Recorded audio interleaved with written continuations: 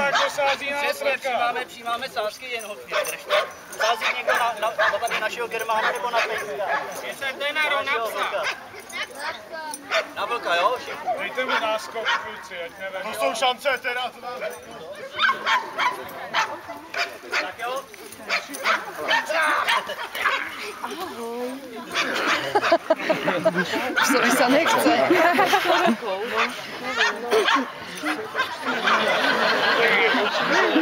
Kousek, kousek.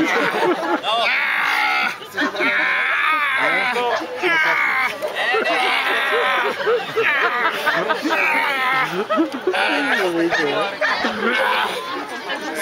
Strašně bojí, jak ho líbí. Je to zábava vždycky.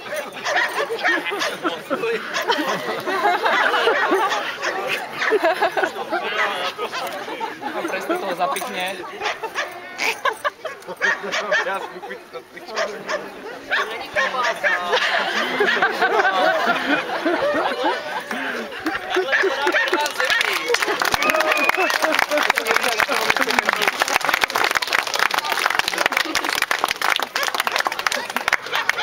No a budeš čeho guľaš? Máme nějakou klobásu. Že mám vnútornosti. Preto sa mu nechce štepiť.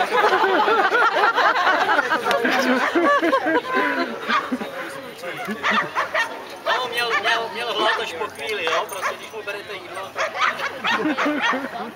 Tak jo, takže já poděkuji tady našemu cvičiteli psů a vlků a zatím se s váma rozloučíme.